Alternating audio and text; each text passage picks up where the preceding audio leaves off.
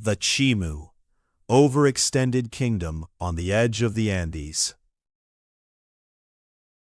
What if the act of building an empire guaranteed its destruction?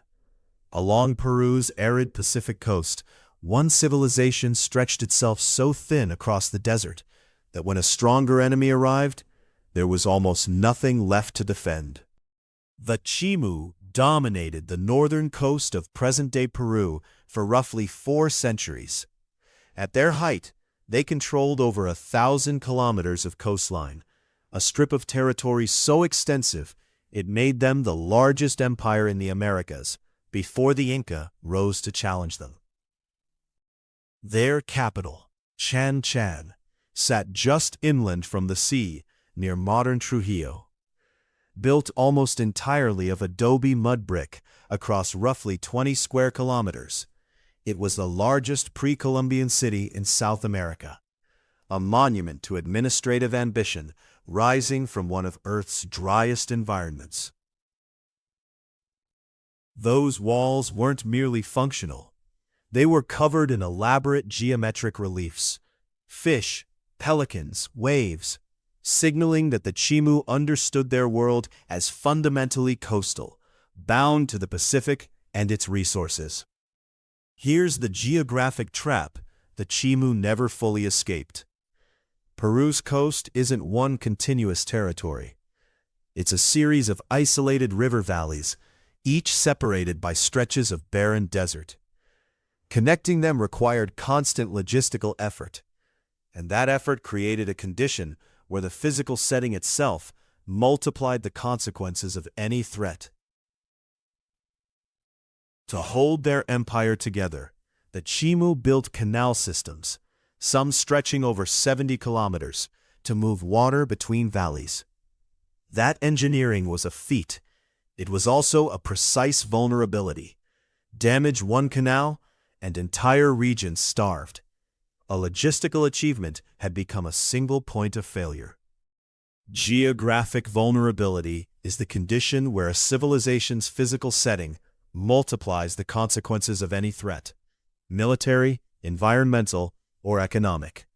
The Chimu's isolated valleys and long exposed coastline are a textbook case. Their geography didn't merely present challenges, it compounded the damage any single disruption could cause. Through the 14th and early 15th centuries, the Chimu expanded aggressively southward, absorbing valley after valley. Each conquest added territory, tribute, and prestige, but it also added hundreds more kilometers of coastline to defend and administer. Think of a rubber band stretched between 2 fixed points. The further you pull, the thinner the material at the center.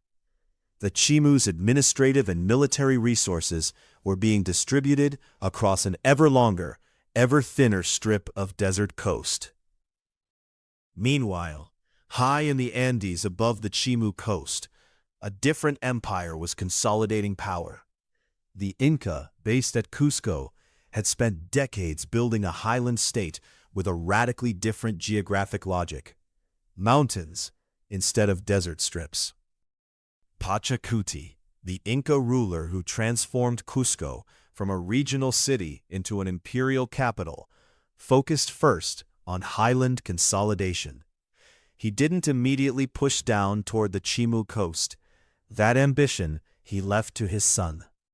That son was Topa Inca Yupanqui. It was Topa Inca who led the campaign that ended the Chimu as an independent power. His forces descended from the Andes highlands, an axis of attack the Chimu hadn't prepared for. Here's where it gets harder for the Chimu. Their empire's long, linear shape meant Topa Inca's forces could threaten the northern supply lines, the canals and roads connecting Chan to its distant subject valleys, without attacking the capital directly.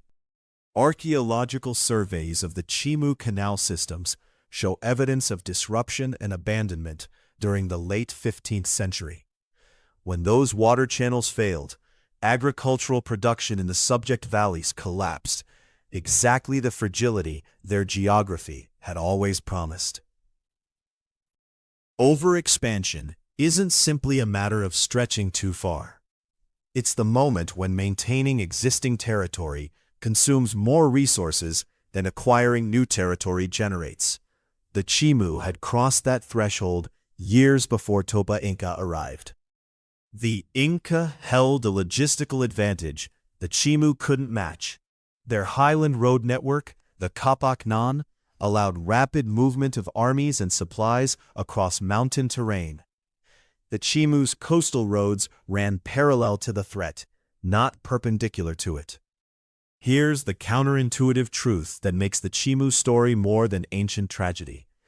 Geographic vulnerability isn't a sentence. The Chimu's isolated valleys were always going to be difficult to defend. But the specific decisions they made about where to expand and which passes to leave unguarded turned a structural disadvantage into a fatal one. The terrain set the stage. Their choices wrote the ending. The Chimu made specific decisions that deepened their exposure. They expanded length without building defensive depth. They added coastline without fortifying the Andean passes above them. Every kilometer south was a kilometer farther from their only real defensive barrier. In 1470, Chan Chan fell to Topa Inca Yupanqui. The Chimu ruler was reportedly taken to Cusco as a captive. The city itself wasn't destroyed. The Inca were too pragmatic for that, but its political authority was permanently extinguished. A persistent misconception frames the Chimu as a civilization that collapsed under its own weight. That's wrong. The Chimu were conquered by an external force at a specific moment through deliberate military and strategic action by the Inca Empire. What the Inca did after 1470 reveals how much they valued Chimu civilization, even while dismantling its independence. Chimu metalworkers and craftspeople were relocated to Cusco, their skills absorbed into the Inca imperial workshop system. The Chimu pattern isn't unique to ancient Peru. The Byzantine Empire in the 7th century controlled a similarly elongated Mediterranean coastline, and when Arab forces cut its eastern supply corridors in the 630s, province after province fell in rapid succession. Across history, empires that expand along a single geographic axis repeatedly discover that linear control creates linear vulnerability. Consider a modern analog. The Strait of Hormuz is a narrow waterway through which a substantial portion of the world's traded energy must pass. One geographic choke point concentrates enormous global vulnerability, the same structural logic the Chimu faced. To put a number on it, approximately 20% of the world's total oil supply passes through the Strait of Hormuz every day. A single geographic bottleneck, less than 50 kilometers wide at its narrowest point, holds that concentration of global energy flow. The Chimu's canals were their Hormuz, narrow, essential, and irreplaceable. Return to those Chimu canals. They were engineering achievements, but they were also single points of failure distributed across hundreds of kilometers of desert.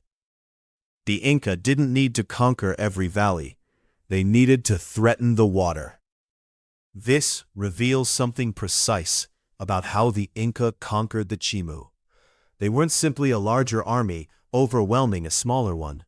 They were targeting the infrastructure that held the Chimu Empire together. The canals, the roads, the supply lines. Pachacuti's decision to delegate the Chimu campaign to Topa Inca wasn't indifference, it was sequencing.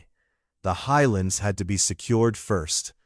Only then could the Inca descend to the coast with a stable supply base behind them. Consider one concrete counterfactual. The Moche Valley, just north of Chan Chan, sits at the base of an Andean pass that Topa Inca's forces used as a descent corridor.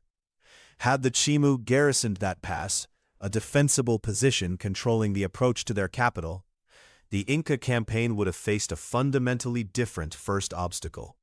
They chose not to. That specific pass, unguarded, became the hinge on which their empire turned.